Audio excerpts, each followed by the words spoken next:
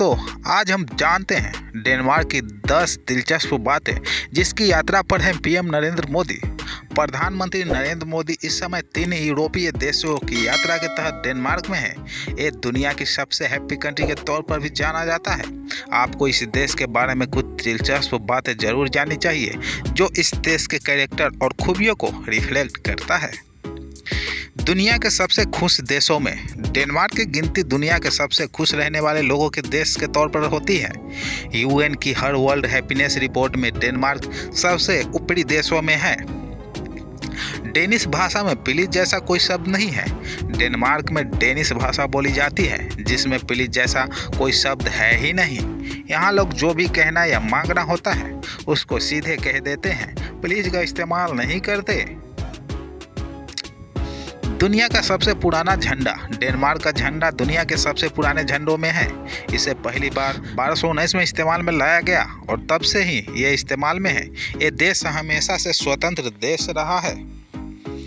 Denmark में खूब साइकिलें चलाई जाती हैं। इस देश में पहाड़ और ऊपर नीचे नहीं है, ये एकदम सपाट है। लिहाजा यहाँ लोग हर काम के लिए साइकिल का ही ज़्यादा इस्तेमाल करते हैं। वैसे यहाँ साइकिलों के लिए 12,000 किलोमीटर से लंबे साइकिल ट्रैक है।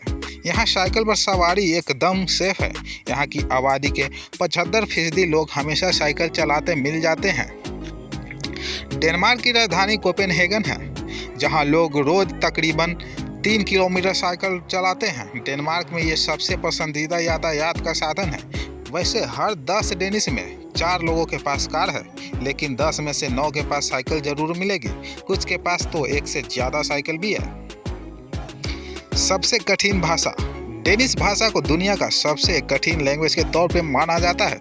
इसमें यह भी सीखना होता है कि इन अक्षरों पर साइलेंट रहना है। उच्चारण भी जटिल है। यहाँ डेनिश भाषा में अंग्रेजी से 3 अक्षर ज़्यादा मिलेंगे और ये है ए, ओ और ए।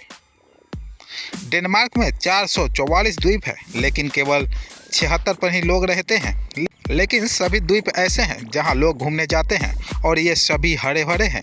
डेनमार्क की स्थिति ऐसी है कि यहाँ हर रहने वाला हर शख्स कहीं रहे, लेकिन वो समुद्र से बहुत ज़्यादा दूर नहीं होता। यहाँ समुद्र से सबसे ज़्यादा दूरी किसी जगह की है वो 52 किलोमीटर है। इसका मतलब ये भी है कि समुद्र यहाँ के लोगों की ज़िंदगी में बहुत ज़्यादा शामिल है।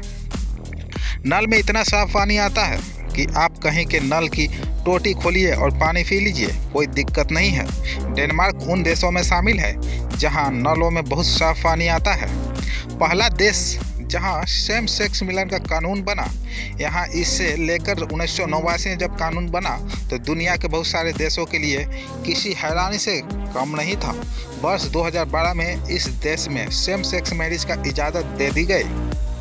डेनमार्क में स्वास्थ्य सेवा मुफ्त है, जबकि अन्य देशों में चिकित्सा सेवाओं की लागत अधिक से अधिक हो रही है। डेनमार्क में स्वास्थ्य सेवाएं मुफ्त है और न केवल डेनिश नागरिकों को बल्कि विदेशियों को भी मुफ्त चिकित्सा सेवाएं प्रदान करती है।